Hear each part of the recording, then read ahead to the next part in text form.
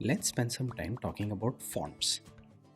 Choosing fonts correctly and wisely for your web page goes a long way in getting the right aesthetic. So it's important to pay attention to little details like these. Let's start with the font family property. We have seen this once before when we were talking about how fonts without flourishes are easier to read on a web page. This would be an assignment within a style where the property name is font family and the value in that instance was sans serif.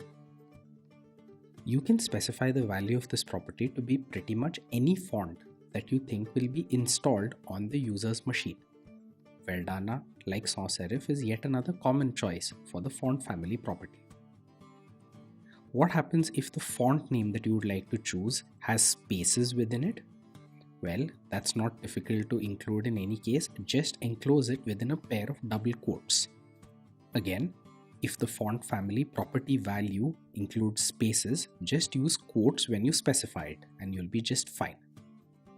The values specified for this particular property tend to be those of common fonts which are available on all kinds of machines. For instance, Arial is a very common font whether on Mac or Windows machines, as is Verdana. There is a reason why folks typically tend to stick with common fonts, and that's because the browser will only use fonts which are installed on the machine where you are viewing this web page. If the font is not installed on the machine, then by default, the browser's default font will be used, which is usually sans serif. Now let's say you do not like the default font of your browser and you would like to specify a whole bunch of font families to be tried in succession one after the other. This is perfectly okay to do as well. Just include them in a list. This list should be comma separated and should include the names of all of the values that you would like tried in the order of precedence. For instance, the example which you see on screen now will cause the browser to first check if the Geneva font is installed. If yes, that's what will be used. If no, the browser will then search for the Georgia font. After that, it will search for the Arial font, and lastly, it will fall back to the last element on the list, sans serif. This allows us a fair amount of flexibility in specifying fonts, but we still can't be absolutely sure this way that a particular font is installed on a user's machine. What if you would like to be 100% sure about this? Well, it's possible to do so by downloading the font file onto the local machine and then using that file in the web page. This is a slightly involved process, so let's understand it step by step. Let's say I'm developing a particular website and I want to make sure that that website renders with a particular specific font. The first thing that I would do is to download that font file onto my server. Note again, onto my server, the web server. This is different from the client machine. This would be a WOFF, RTF, OTF or EOT kind of font file. I would then copy this font file to some clearly defined location on my web server, in other words onto lunicon.com if that's the domain that I am working off of. Next, I will use the Fontface rule inside the CSS to specify that this font file can be downloaded just like HTML or JavaScript. The @Fontface style, which is now on screen, is a different type of style than those we have seen so far.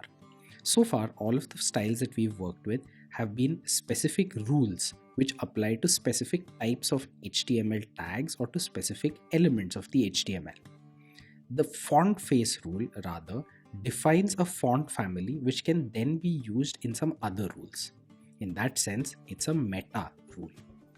It's a rule that can be used inside another rule. In this example, for instance, we define a font family called awesome font. We also define the source URL from where this font can be downloaded. This is a URL pointing to the lunicon.com website, the location of the WOFF file. Later, we can create another rule where we specify that the font family of the body should be awesome font.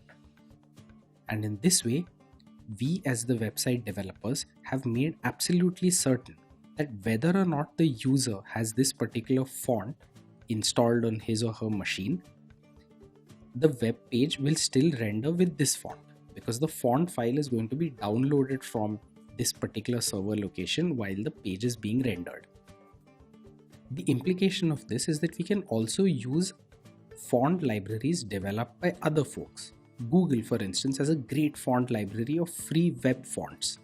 You can easily link to this library and make sure that you use a font from this library, even if it's not installed on the machine of somebody who is visiting your web page.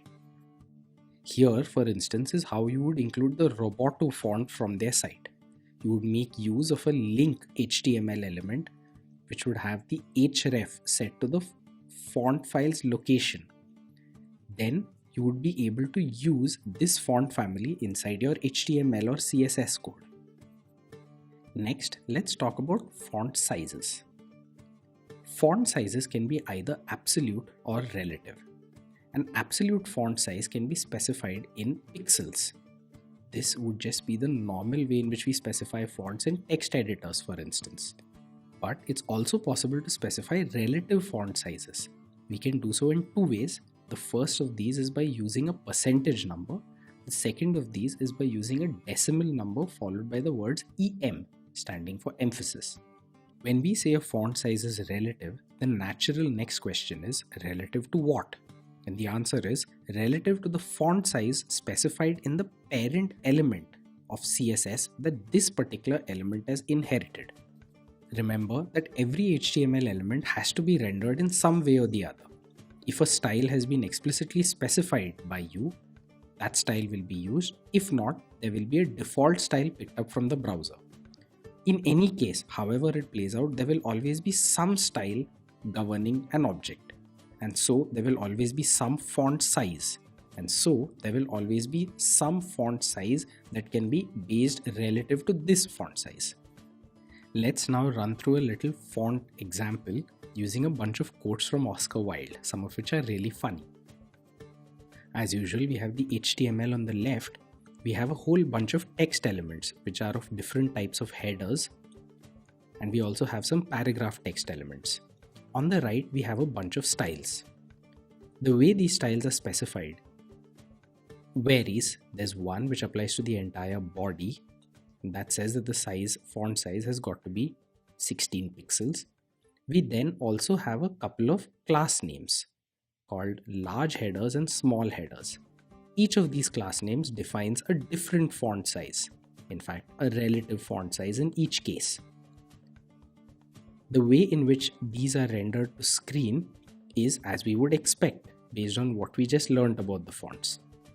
All of the HTML elements which have the class name attribute set to either large headers or small headers will take on the specific font size that is specified in those styles. Those which are missing a class name attribute will just take the default font size from the body style.